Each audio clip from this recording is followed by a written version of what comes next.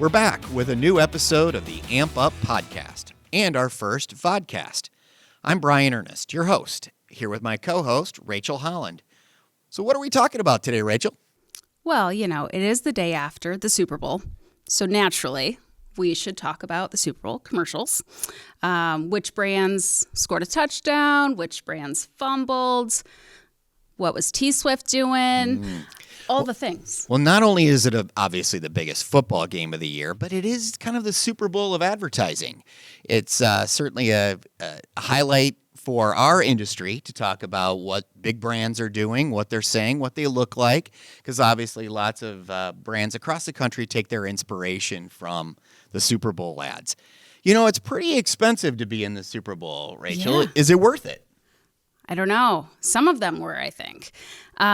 We were just looking up, on average, one spot was $7 million.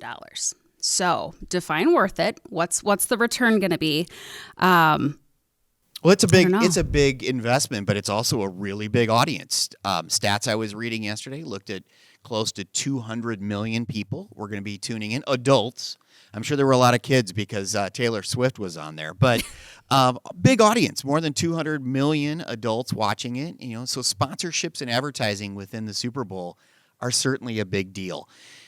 From a sponsorship perspective, were there any sponsorships that stood out to you? There were a couple. Dove was in there, which I just really liked, maybe because I have a young daughter, and that message really resonates. And also, Hard Knock Life was like my jam growing up. So just that hit the right spots. I think, matching up, I always think from a sponsorship standpoint, matching up content with your sponsorship. And I think Apple Music sponsoring that halftime show the last couple of years, certainly a perfect place for them. They're on all 13 plus minutes that Usher and crew were on. So that's a great sponsorship opportunity. And obviously the host network gets huge mileage out of it. CBS and Paramount were all over that, not only their television content, but certainly a lot of Paramount movies coming out this next year. So, why don't we welcome in our guests? Let's. We have with us today Amperage's creative director, Sarah Pauls, and video producer, Bob Waters. Welcome, guys. Hi, guys. Thanks for having us. Absolutely. Sarah, let's start with you. So brand storytelling, you do a lot of this. Bob, you too. I would love to hear both of your perspectives on what brands did a really good job of telling a story. Bob, if you want to kick us off. Sure. Well, I have two big favorites, and of course, I'm a big fan of kind of emotional storytelling a little bit. I love comedy too, but emotional storytelling is great. And my two favorites were the Google Pixel ad, where they spoke to basically the sight impaired community of having on your phone telling you if the camera's lined up with faces, which I thought was really good and spoke to a lot of people that you wouldn't think of, right? I also enjoyed the Kia ad, which was there was a father, his daughter was in a figure skating competition. You see the competition, then they get in their car like they're leaving and go up the mountain, get in their Kia, and then that transports them to a lodge where it was obvious the grandfather was there who could not make it to the competition. So the Kia allowed him to see his daughter or his granddaughter ice skating on a frozen pond. And it just, I just thought it was really powerful and emotional. And, the Kia was the vehicle, so to speak, to get them to that, to tell that story. So I thought that was really strong. You kind of touched on this, Bob, but 30 seconds isn't a very long time. So in a television spot, how do you tell a story?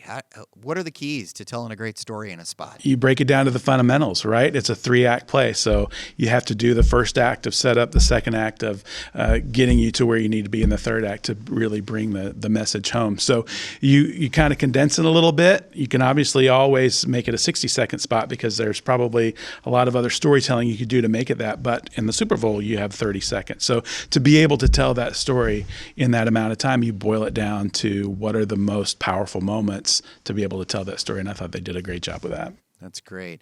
Sarah, you saw a lot of different ads. If you watch the Super Bowl, there's some good, some bad. Talk a little bit about the approach that you saw these advertisers take. Yeah, I think that something to always keep in mind when you're watching Super Bowl commercials is they really are about brand building and brand identity almost all the time. You're not hearing a lot of cost benefits, or you're not hearing about like where you can go buy this product. A lot of it is just about taking a brand and thinking about that brand's expression and then creative ways that they can tell that. And that's going to pay off in different ways than necessarily products flying off the shelf. It's going to, pay off in ways of like people thinking about you more, people, investigating your product, maybe Googling you after the show, or like next time they go to the store, thinking of you and making a purchase. So that's what I was seeing a lot, that brand storytelling or like that brand expression is getting broader. It's getting more exciting. It's just one thing I really love about Super Bowl ads is that it's a space where they've really prioritized that kind of creative work. So I've always really loved that about Super Bowl ads. A few of them, visually speaking, where they maybe had some interesting things, weren't always brand wins for me. The prime example for me was the Pluto TV couch potato. We were talking a little bit before we jumped on here today, and I almost would describe that one as a car accident. It was so engaging and like pulled you in and you couldn't look away from it. But at the end of the day, I don't want to be a couch potato. I don't think anyone else does. And so I felt like it was almost like talking down to consumers, or like our content's going to turn you into this instead of our content being meaningful in your life. So for me, visually interesting, swing and a miss in that brand building arena. Yeah. Which brings in that humor piece, which can be really hard to do. Bob, I know you like, pulling at the heartstrings, but were there any brands that did a great job with actually being funny or? Well, it's super difficult because if you think about, most of these ads will be used again, right? So if you do a funny spot, that still needs to be funny the 5th, 10th, 15th time you see it. And I think of the Progressive ads with how do you turn into your parents, right? That's always get me. So it's a fine line. So I really like the Duncan spot with Ben Affleck, I should say. I always call him Ben Affleck. and Matt Damon and all those guys. Really funny. Jennifer Lopez. You had some star power there. It's always going to be funny because they just went over the top.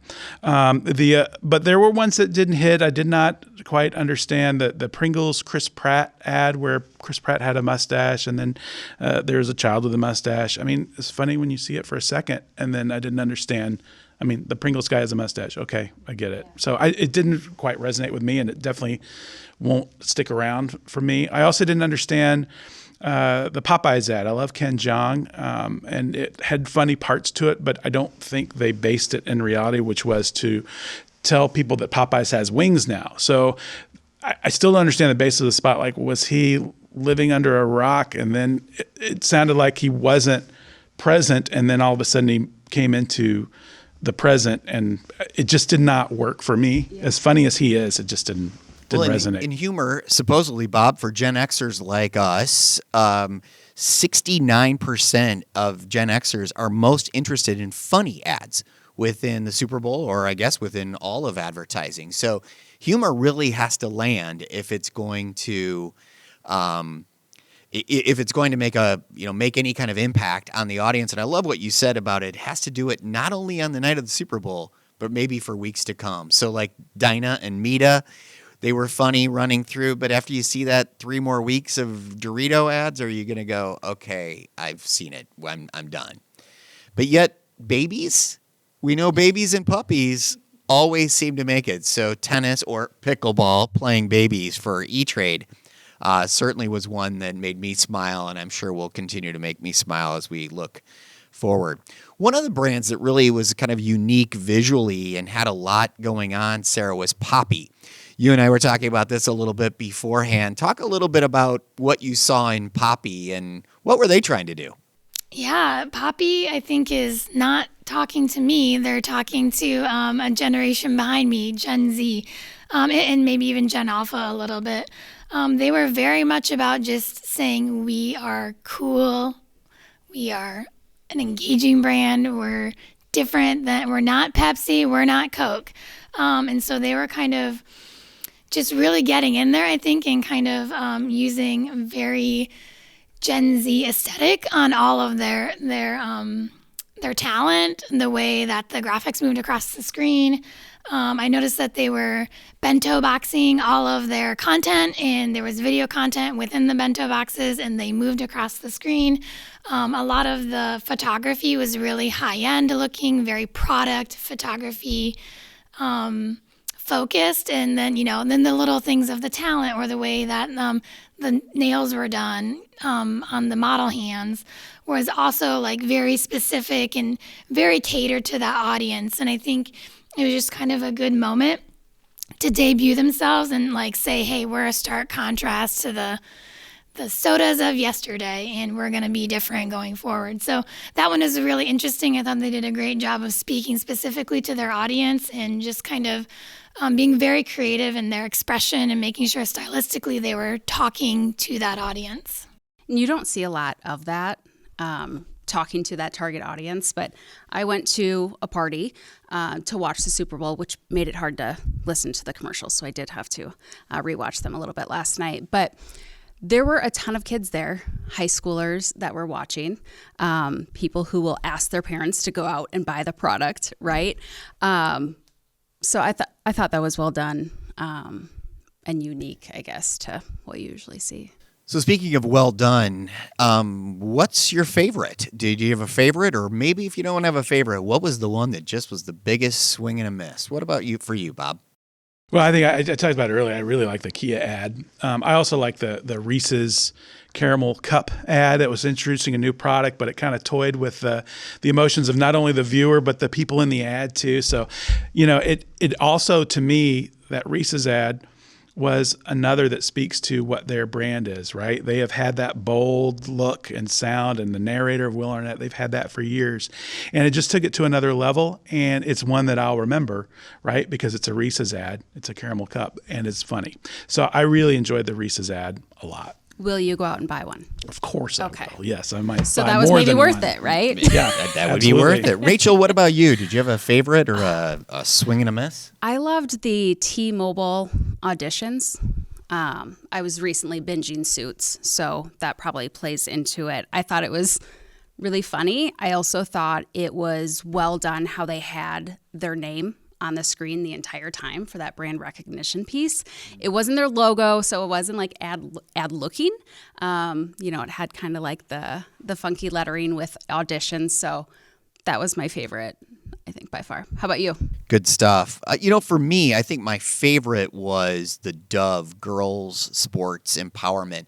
And I think one of the things I liked is they've been consistent with that the last few Super Bowls. So you kind of expect that storytelling. And I learned something. I didn't realize the takeaway for me was that the biggest reason that girls give up on sports somewhere in junior high or high school is because of body image issues. And I thought, so there's a little bit of social awareness there. And we do a lot of impactful storytelling in the work that we do. So it really spoke to me how they did that, because it was kind of fun and bouncy, and then it got real serious, and then it kind of wrapped it up to your point, Bob. Kind of three steps to that storytelling. And maybe the one for me that just swung and missed was Homes.com. They went really big, and if you just take the spot alone, I kind of went, I don't quite get it. But maybe over the course of seeing those 2 or 3 times and in a series, it'll start to make some sense. But I kind of got lost in all of the chaos of those spots. Sarah, what about you? Any last thoughts on spots from you? Yeah, you bet. Bob mentioned this earlier, and I'm just going to second it, but the Google Pixel ad, that one was just beautifully put together. It's a love story, it's emotional, it's engaging. But some things that they were doing really interesting, in my opinion, with it is that they were kind of putting their stake in the ground for AI and accessibility. 2 things that are very big right now and are really important. And they did it in a very human way. So that's really what I appreciated about it. They could have created content, AI content or AI graphics or AI art and done something with that. But instead, they're like, no, this is how we're going to use AI. We're going to use it to better humanity, to better people's experiences, make our products, and make the world more accessible to people, which I think was just really touched my heart and was, an emotional spot and stuck with me the most. Speaking of AI, I think we're going to see a brand that was introduced last night that we'll see for some time, Copilot from Microsoft, and what that'll be all about as that story unfolds. Well, great discussion today. I think we could probably talk about Super Bowl ads all day, have a few laughs. We probably have to work Tom Brady in at some point like all the other ads did. But I love the terrific banter about Super Bowl ads. Great job, guys. Good stuff. Thank you. So thank you, Sarah. Thank you, Bob, for joining us. And as always, thank you, Rachel. You've been watching the AMP UP Vodcast, an Amperage marketing and fundraising production.